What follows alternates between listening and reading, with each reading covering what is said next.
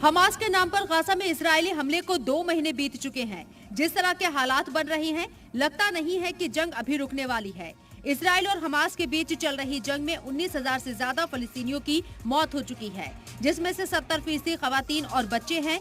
Gaza पट्टी की आबादी 22 लाख से ज्यादा है, जिसमें से 85% बेघर हो चुके हैं। गाजा में हमास को हमेशा के लिए खत्म करने के लिए इजरायली आर्मी ने अपनी पूरी ताकत लगा दी है। 2 महीने से चल रही इस जंग में गाजा में सब कुछ तबाह और बर्बाद हो गया है। इजरायली आर्मी ने गाजा की पट्टी की ईंट से ईंट बचा रखी है। पूरे मोहल्लों को मलबे का ढेर बना दिया गया है। हालात ये हैं कि अब कब्रिस्तानों को भी नहीं बख्शा जा रहा है। इजरायली आर्मी ने गाजा में कई जगहों पर टैंकों और बुलडोजरों की मदद से कब्रें भी रौंद डाली हैं और वहशियाना बर्बरियत की नई तारीख रकम कर दी। इजरायली आर्मी की बर्बरियत से गाजा में जमीन पर बसे इंसान क्या, अब तो कब्रों में मुर्दे भी महफूज नहीं है। इजरायली आर्मी ने तबाही की तरफ एक कदम और बढ़ाते हुए अल जैतून कॉलोनी में कब्रिस्तान को ही उखाड़ फेंका और कब्रों का नामो निशान भी मिटा दिया। गुज़िश्ता 7 अक्टूबर से इजराइल ने गाजा पर खौफनाक जंग मुसल्लत कर रखी है। गाजा की पट्टी में तकरीबन 80% लोग बेघर हो चुके हैं और इस वक्त बड़ी तादाद में लोग जुनूबी गाजा में जमा हैं।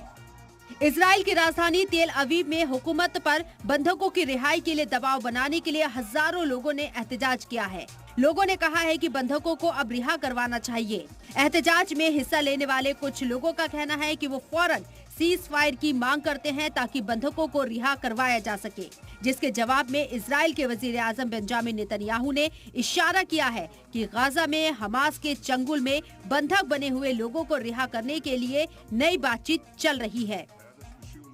उधर इजराइल डिफेंस फोर्स के chief of staff Herzi Halevi ने आईडीएफ आर्मी की गलती से मारे गए 3 इजरायली बंधकों की मौत की जिम्मेदारी ली है। उन्होंने कहा है कि आर्मी ने मामले की जांच शुरू कर दी है। मुस्तकबिल में इस तरह के हादसे को रोकने के लिए हर मुमकिन तैयारी की जाएगी। वहीं दूसरी जानिब इजरायली बंधकों के कत्ल के बाद पहली बार मुल्क को खिताब करते हुए नेतन्याहू ने कहा कि हम अपनी जिंदगी के लिए जंग में हैं। उन्होंने आगे कहा कि इस जंग को जारी रखना होगा, भले ही हमारे ऊपर कितना भी आलमी दबाव हो और कीमतें बढ़ती चली जाए।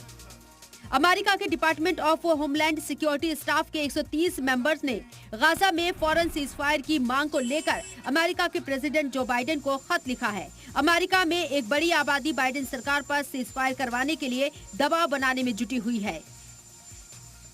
इस बीच सऊदी अरब, ईरान और चीन ने मुश्तरका तौर पर एक बार फिर गाजा पट्टी में जारी इजरायली बर्बरियत और जंगबंदी करने का मुतालबा किया है। बीजिंग कॉन्फ्रेंस के मौके पर तीनों मुल्क ने जोर दिया कि फिलिस्तीनी कौम के मुस्तकबिल को फिलिस्तीनियों पर छोड़ दिया जाए और उन पर कोई एक तरफा मंसूबा मुसल्लत न किया जाए। गाजा में जख्मियों के इलाज के लिए भी अब जगह नहीं बची है, क्योंकि गाजा पट्टी के 36 हॉस्पिटल में से सिर्फ 11 हॉस्पिटल ही काम कर रही हैं। दुनिया भर की मांग के बावजूद भी जंगबंदी के कोई आसार फिलहाल नजर नहीं आ रही हैं। सलाम टीवी के लिए नदीम अहमद की रिपोर्ट।